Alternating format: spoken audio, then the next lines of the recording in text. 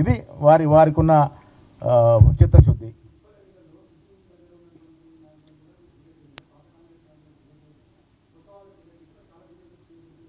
Yes, కొన్ని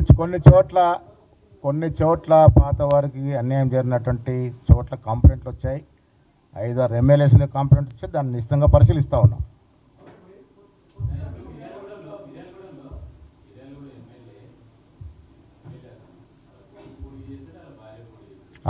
apply మాత్రమే చేసుకున్నారు, ఎవరికి సీట్ ఇవ్వలేదు. మీరు తెలుసుకోండి, అందరూ విత్డ్రా అయినారు. కాంగ్రెస్ పార్టీ ఒక సిస్టమ్, అందరికి అప్లై అవుతుంది. అప్లై చేసిన తెల్లగానే గంటలో కూడా మాట్లాడడం, అందరిని విత్డ్రా చేయించాం.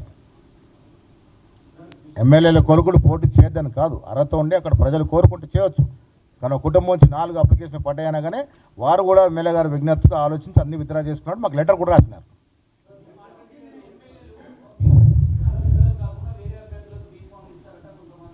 మేము సూచించినప్పుడు కూడా స్థానికంగా ఉన్నట్టు పరిస్థితి, మేము ఎక్కడ కూడా ఒక పేపర్లు ఎక్కడ వచ్చింది నేను సూచించినట్టు, నేను ఎక్కడ పిసిసి అధ్యక్షుడి హోదాలో స్థానిక స్క్రీనింగ్ కమిటీలు వేసాం, మంత్రులకే బాధ్యత తప్పని చెప్పాం. ఎక్కడైనా తప్పులు జరుగుతున్నాయని కంప్లైంట్ వచ్చినాం, సరిదిద్దుకోవాల్సిందో ఆ సంబంధ మంత్రులకే చెప్పాం. ఎక్కడ పిసిసి అధ్యక్షుడు కానీ ముఖ్యమంత్రి కానీ సీట్ల విషయంలో జోక్యం చేసుకోలే. తప్పులు జరిగితే మాత్రం డెఫినెట్గా దాని మీద పరిశీలిస్తాం.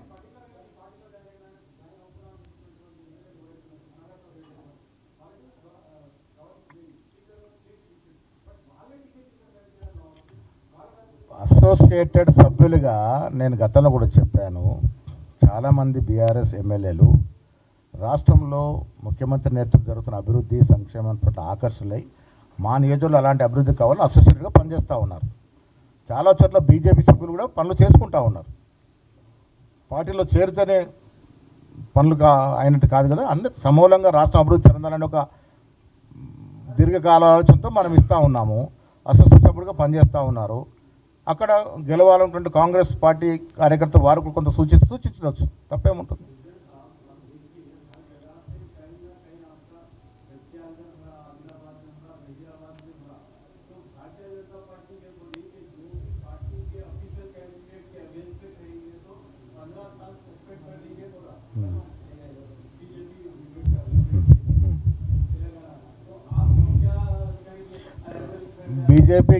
बीजेपी पार्टी के कंट्रोल में कैंडिडेट्स नहीं है, इसलिए बहुत जगह रेबल्स गिरे.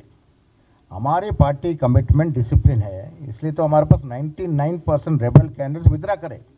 आप देखिए record, 99% candidates have withdrawn their nominations. Party के लाइन में चल रहे हैं.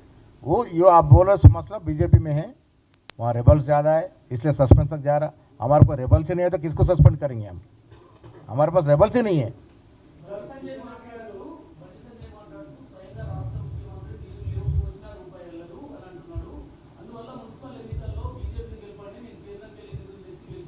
ఇన్నేళ్ళు ఎలగబెట్టావు సంజయ్ గారు, ఇప్పుడేం ఎలగబెడతారు? ఆయన 7 ఏళ్ళుగా ఉన్నాడు కదా పార్లమెంట్ సభ్యుడిగా, ఏం ఎలగబెట్టారు 7 ఏళ్ళ నుంచి? నేను బీజేపీ పార్లమెంట్ సభ్యులకి నాయకులకి సూటిగా మీ ద్వారా అడుగుతా ఉన్నాను, ఏం కేంద్రం నుంచి ఏ ఒక్క ప్రాజెక్టు తెచ్చినట్టు దాఖలాలు చూపిస్తే హ్యాబిట్స్ నరేటివ్ మీద డిబేట్ పెట్టుకుందాం.